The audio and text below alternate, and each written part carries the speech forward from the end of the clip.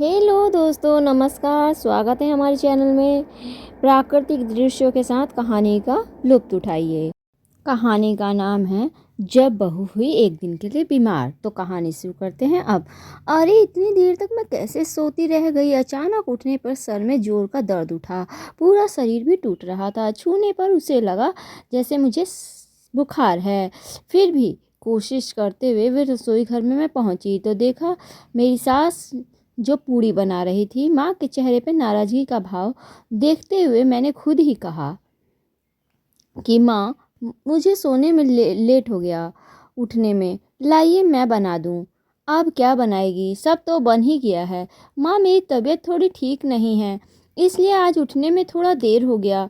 तुम सोती रहो। तुम्हारे भरोसे रहता तो आज भूखा ही ऑफिस जाना पड़ता। वो तो अच्छा है माँ कुछ दिनों के लिए हमारे साथ रहने आ गई, नहीं तो शिखा को अपनी सास की बातों से इतना दुख नहीं पहुंचा जितना कि अपने पति की बातों से दुख पहुंचा। वह अपने पति के साथ शहर में रहती थी। उसका एक छोटा सा दूध मुहा बच्चा था। उसको देखने के लिए उसकी सास शहर आई हुई थी। बहू की खातिरदारी ना करनी पड़े इसलिए डिलीवरी के सामने नहीं आई थी। और शिखा की डिलीवरी के समय उसके पति ने उसका थोड़ा बहुत ध्यान रखा था। बाकी उसके मायके वाले कुछ दिन के लिए आ गए थे कमरे में। आपको मैंने कल रात में बताया था कि मेरी तबीयत थोड़ी ठीक नहीं लग रही है, पर मेरे पति ने अनसुना कर दिया और चले गए। बच्चे को दूध पिलाने के बाद मैं रसोई घर में आ गई। अब खड़ी रहेगी या कुछ हाथ भी चलाएगी? मेरी सास ने कहा। शिखा ने अब रसोई घर में रखे बर्तन को देखा। सिंक में बर्तनों का अंबार लगा हुआ था। सास ने आलू की सूखी सब्जी और कुछ पूड़ियाँ बनाई थी। उनके बेटे को बहुत पसंद है, शायद इसीलिए। पर उसकी मेरी तबीयत ठीक नहीं थी, इसके बारे में पूछना किसी ने भी ज़रूरी नहीं समझा और ना ही किसी ने पूछा। मैंने मेडिसिन खाकर बुखार में ही अपने घर के सारे काम करने लग गई। उसके लिए ससुर जी को हल्का सा नाश्ता पसंद था, उनके लिए अलग खाना बनता था। इसलिए मेरी सास ने चटर पटर खाने की आदत है, आए दिन कुछ ना कुछ बनवाती रहती थी। मैं अपने बच्चे अभी बहुत छोटा था, उसका भी ध्यान मैं खुद ही रखती थी। सास अपने पोते का भी कोई काम नहीं किया करती थी, बस थोड़ा बहुत हाथ चला लिया करती थी। अरे ठीक से मालिश तो कर दो बच्चों को, देख हड्डियाँ कितनी कमज़ोर हो रही है। मेरे मन में आया कि कह दूँ आप ही कर दीजिए, पर वो जानती थी कि यही जवाब आएगा। अपने बच्चों के लिए किया, क्या अब उनके बच्चों के बच्चों का भी करेंगे? बहरहाल मैंने उसी हालत में जैसे तैसे काम किया। शाम होते होते मेरे को और बुखार चढ़ गया। अब वो बुखार में मैं इतना तेज़ हो गया कि रोने भी लगी थी। उसे रह रह के मुझे मम्मी पापा की याद आने लगी। कैसे उसे थोड़ा सा भी बुखार मुझे हो जाता था तो घर के सारे लोग मेरी देखभाल में लग जाते थे। यहाँ तक कि छोटी सी छींक पर भी मुझे आराम करने का मौका मिल जाता था। मम्मी कितना कहती थी, इतना लाड़ प्यार ससुराल में नहीं मिलेगा।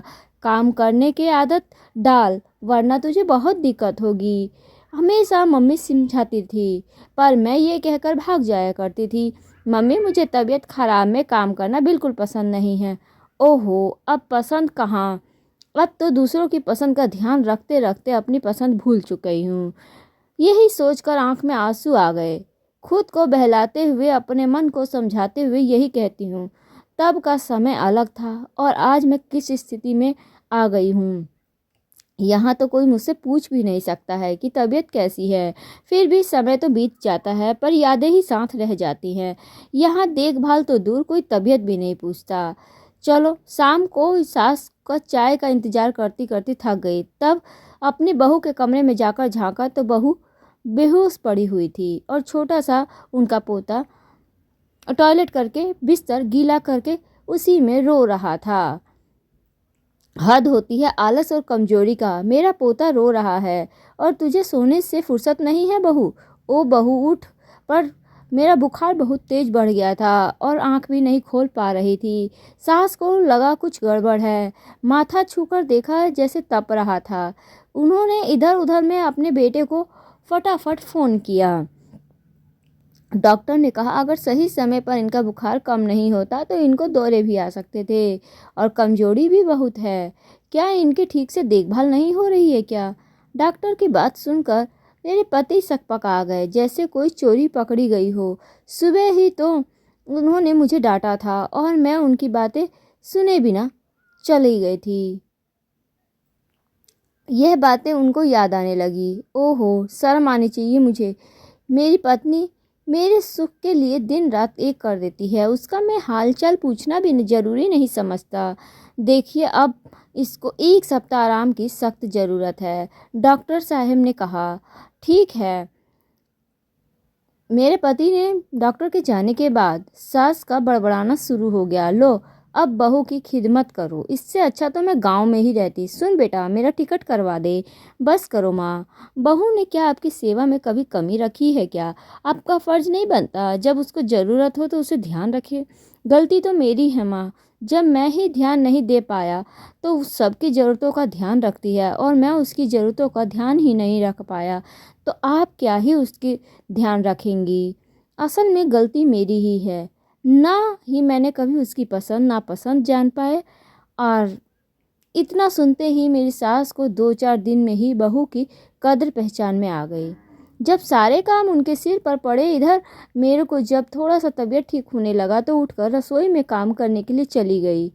तो मेरे पति ने कहा, अरे कमरे से बाहर क्यों आई हो? अभी तुम्हें आराम करना है। हाँ हाँ बहू, तुम पूरी तरीके से ठीक हो जाओ तब करना। तबीयत खराब में काम करने की ज़रूरत नहीं है। मुझे माफ़ कर दे, तेरी तकलीफ़ मैं नहीं समझ पाई। अब मेरी सास भी बोल पड़ी। अब अपनी बहू को पूरी तरीके से ठीक होने का इंतज़ार करने लगी। अब मैं अपने पति और अपनी सास के अंदर आए बदलावों को देखकर बहुत खुश हो गई थी। थोड़ा सा सहयोग कर देने से बहू एकदम खुश हो गई। तो बहू को और चाहिए ही क्या किसी को।